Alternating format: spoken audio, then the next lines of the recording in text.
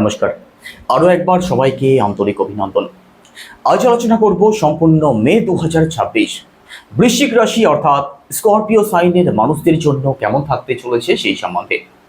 সম্পূর্ণ মে মাসে আপনাদের রাশি সাপেক্ষে নবগ্রহ কোথায় ট্রানজিট করবেন, কোথায় কোথায় দৃষ্টি ফেলবেন, কোন কোন গ্রহ রাশি পরিবর্তন করবেন, আর তার উপর নির্ভর করে আপনাদের স্বাস্থ্য, আপনাদের পরিবার, আপনাদের ভাগ্য, কর্ম, সন্তান, দাম্পত্য জীবন প্রতিটা বিষয়কেই ডিটেলসে আলোচনা করার চেষ্টা করব। তো সম্পূর্ণ ভিডিওটি অবশ্যই দেখুন।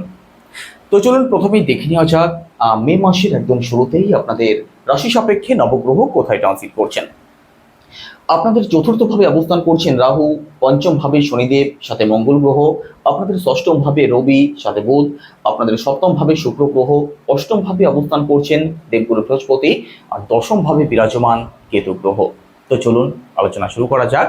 প্রথমেই স্বাস্থ্য দিয়ে শুরু করব। দেখুন, ফার্স্ট হাউস থেকে আমাদের স্বাস্থ্যকে বিচার করা হয়, আমাদের পার্সোনাল লাইফকে বিচার করা হয়। আপনাদের রাশির লর্ড মঙ্গল গ্রহ। আর মঙ্গল কোথায় অবস্থান করছেন? মঙ্গল আপনাদের পঞ্চম ভাবে তো অবস্থান করছেন, তবে রাশি পরিবর্তন করবেন কবে? 11ই মে। 11ই মে পরবর্তী সময় মঙ্গল রাশি পরিবর্তন করে আপনাদের ষষ্ঠ ভাবে প্রবেশ করবেন। তবে সম্পূর্ণ মে মাসে স্বাস্থ্য সংক্রান্ত দিক নিয়ে মেজর কোনো ইস্যুর সম্ভাবনা থাকবে না। স্বাস্থ্য আপনাদের ভালোই থাকবে। এখানে কেন ভালো থাকবে? ষষ্ঠভাবে তো মঙ্গল প্রবেশ করছেন, তাহলে স্বাস্থ্য ভালো থাকবে কেন?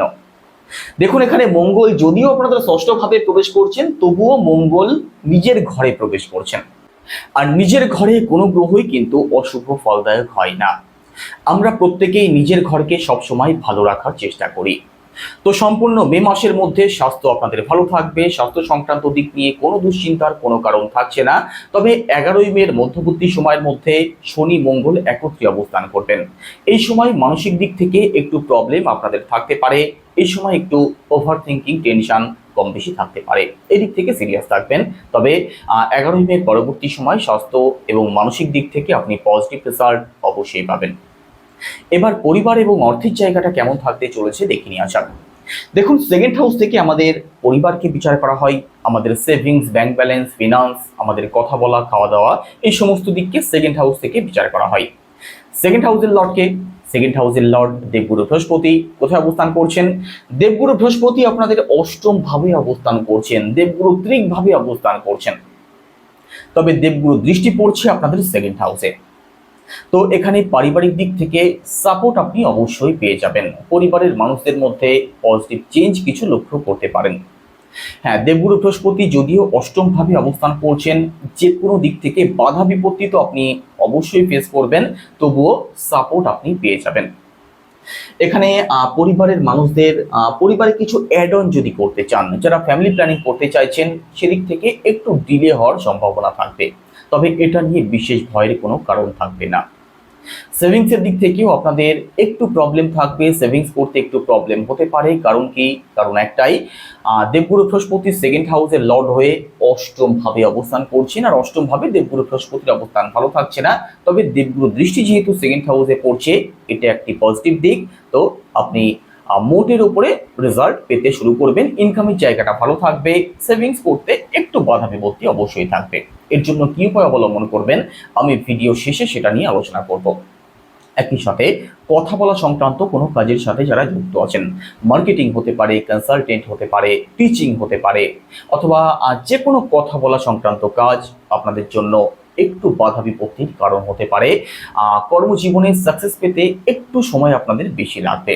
যে কাজ দুদিনে হয়ে যাওয়ার কথা, কিংবা আপনি যতটা ইফোর্ট দেবেন সেই অনুযায়ী রেজাল্ট পেতে কিন্তু অবশ্যই সমস্যা তৈরি করবেন অষ্টম ভাবে দেবগুরু বৃহস্পতি।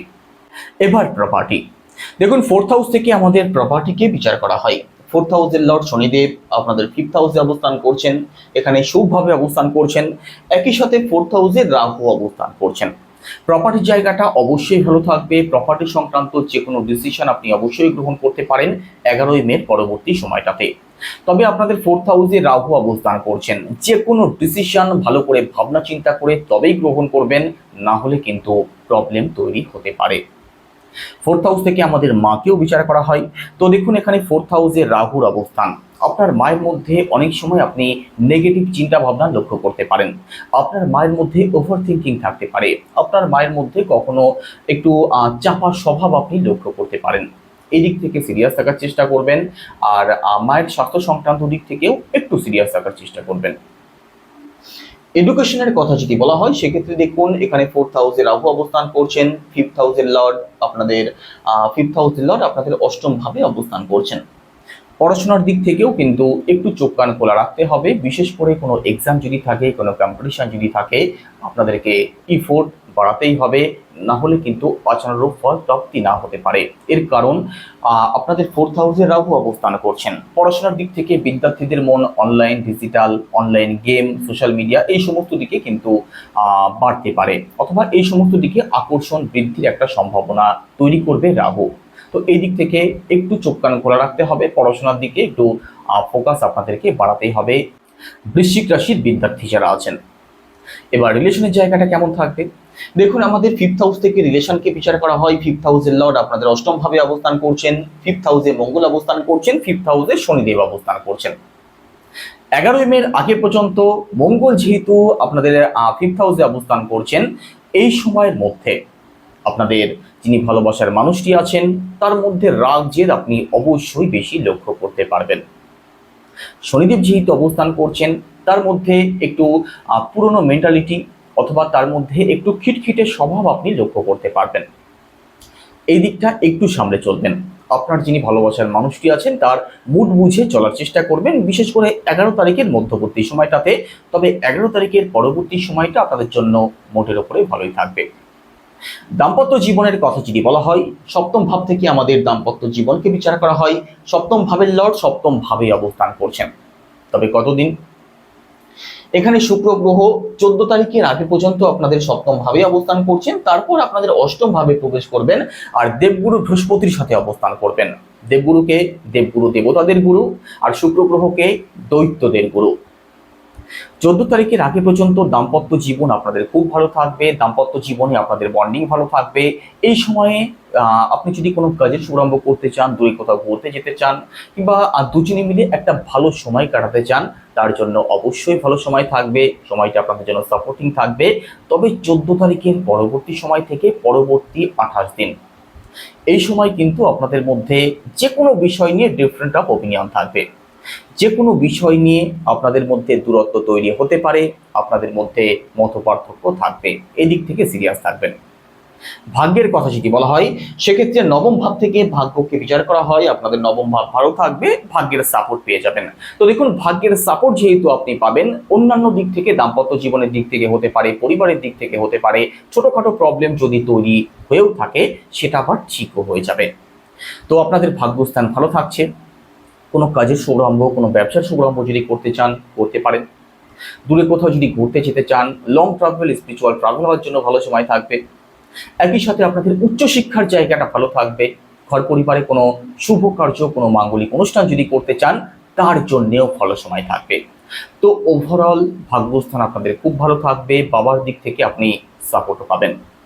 এবার কেরিয়ার দেখুন, দশম ভাব থেকে কেরিয়ারকে বিচার করা হয় আর দশম ভাবে কেতু গ্রহ অবস্থান করছেন। আপনাদের দশম ভাবের লর্ড রবি আপনাদের ষষ্ঠ ভাবে অবস্থান করছেন।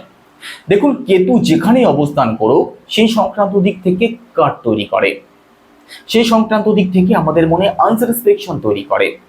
দশম ভাবে কেতু থাকা মানেই কর্মজীবন নিয়ে আপনাদের মধ্যে আনস্যাটিসফ্যাকশন অর্থাৎ অসন্তুষ্টি বোধ অবশ্যই থাকবে। এটাকে কাটিয়ে ওঠার চেষ্টা করুন, তাহলে দেখবেন কর্মজীবনে আপনি সফলতা অবশ্যই পাবেন। আপনাদের মধ্যে এনার্জি লেভেল বাড়তে দেখা যাবে। এখানে রবির অবস্থান ভালো থাকছে। তো আপনাদের মধ্যে কর্মজীবনের প্রতি কিছু সময় তো আনস্যাটিসফ্যাকশন অবশ্যই তৈরি হবে, তবুও আপনি উদ্যম অবশ্যই পাবেন। শুধু কেতুর দিকটাকে, অর্থাৎ যে কর্মজীবনে আমার পরিশ্রম বেশি হয়ে যাচ্ছে কিংবা কর্মজীবন নিয়ে আমি সুখী নই, এই বিষয়টাকে কাটিয়ে ওঠার চেষ্টা করুন। আর কেতু যতদিন আপনাদের দশম ভাবে থাকবে এই বোধ আপনাদের মধ্যে অবশ্যই থাকবে। ব্যবসার কথা যদি বলা হয় সেক্ষেত্রে দেখুন, সপ্তম ভাব থেকে ব্যবসাকে বিচার করা হয় আর সপ্তম ভাবের লর্ড শুক্র গ্রহ সপ্তম ভাবে অবস্থান করছেন। ব্যবসা মোটের উপরে আপনাদের ভালো থাকবে, খুব ভালো নয় আবার খুব খারাপও নয়। মোটের উপরে কখনো কখনো একটু আপ অ্যান্ড ডাউনও লক্ষ্য করতে পারবেন। তো কি উপায় অবলম্বন করবেন? দেখুন, এখানে প্রথমত বৃহস্পতির বীজ মন্ত্র আপনাদেরকে জপ করতেই হবে। সেটা কি? ওম গ্রাম গ্রিম গ্রমসা গ্রোবে নমঃ, রোজ ১০৮ বার। একই সাথে উদীয়মান সূর্যকে জল অর্পণ করুন। পজিটিভ রেজাল্ট আপনি অবশ্যই পাবেন। কেমন লাগলো আলোচনা অবশ্যই কমেন্টে জানাবেন। যারা পার্সোনালি বাচ্চার বিচার করাতে চাইছেন, নাম্বার শুধুমাত্র ভিডিও ডেসক্রিপশনে এবং ইন্ট্রোতেও দেওয়া আছে। আপনারা ফোন করে কিংবা হোয়াটসঅ্যাপের মাধ্যমে বুকিং করতে পারেন। আর আপনি যদি একজন নতুন দর্শক হয়ে থাকেন, এটাই সবথেকে ভালো সময় চ্যানেলটিকে সাবস্ক্রাইব করে নেওয়ার জন্য।